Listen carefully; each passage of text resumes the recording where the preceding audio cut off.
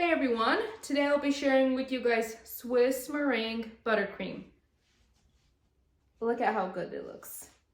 You can use it to crumb coat, you can use it as a filling. It tastes so much better than the regular American buttercream that's just powdered sugar and butter.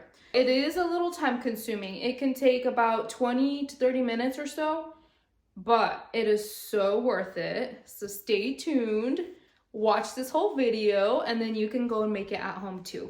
So if you hate the texture of American buttercream where sometimes almost tastes chalky or like grainy, you'll want to try this. This is completely different taste, completely different texture, silky, smooth, soft. You set aside about 20 to 30 minutes because it does take a little bit of time. And the only other downfall I would say is you do need a lot of egg whites. And right now eggs are kind of pricey. So you might spend a little bit more money at the store buying eggs, but you are going to be so glad you tried this recipe. In this video, I will be making a double batch. So if you want a smaller batch, just divide the portions in half. You will need 20 egg whites and 5 cups of sugar.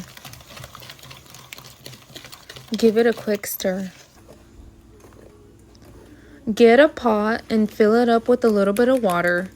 Bring it to a simmer. Whoops! You want to do this over medium or medium-low heat. Keep whisking until you reach about 170 degrees. Next, you'll want to go ahead and transfer to a separate bowl and start whisking. You'll want to put it on high and keep whisking until it starts cooling off. I like adding a towel or some plastic wrap over, that way it doesn't splatter all over the place. You'll need 2 sticks of salted butter and 8 sticks of unsalted butter. 2 teaspoons of vanilla. So you see it's been already mixing for a few minutes and look at how fluffy it's getting. So you'll mix for about 10 minutes or until it's just barely warm. Put your mixer on low speed and start adding in your cold butter a little bit at a time. Add in your vanilla extract and put it to high speed and whisk for another 10 minutes or so. Then put on your paddle attachment on low speed for another few minutes to get rid of any air bubbles. You can also add in 2 drops of violet food coloring and that will get rid of any yellowness. If you don't want to use the buttercream the same day, that's totally okay. Just put it in the fridge overnight.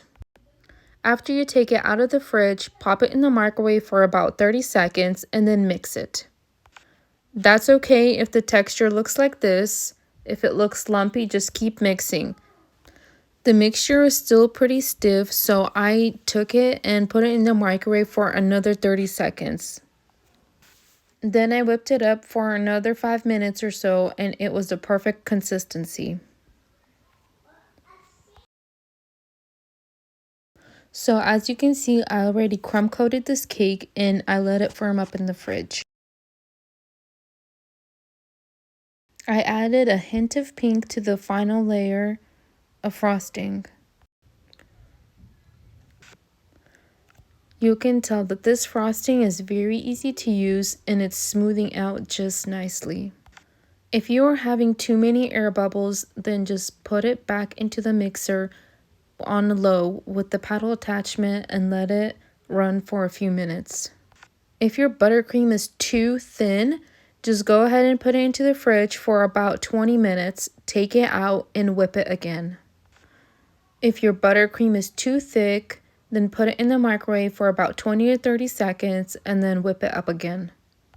So 2 batches of this buttercream will last me 2 to 4 cakes, depending on how much I decorate and what sizes of the cakes. Smoothing out this buttercream is honestly so satisfying. Just watch.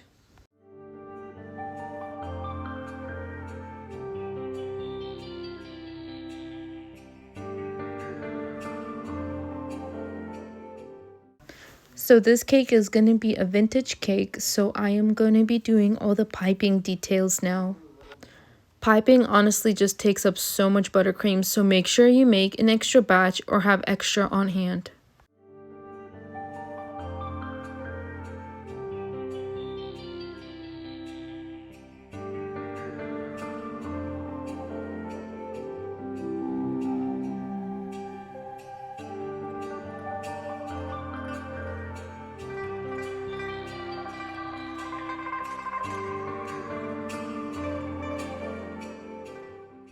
So that concludes our Swiss meringue buttercream recipe.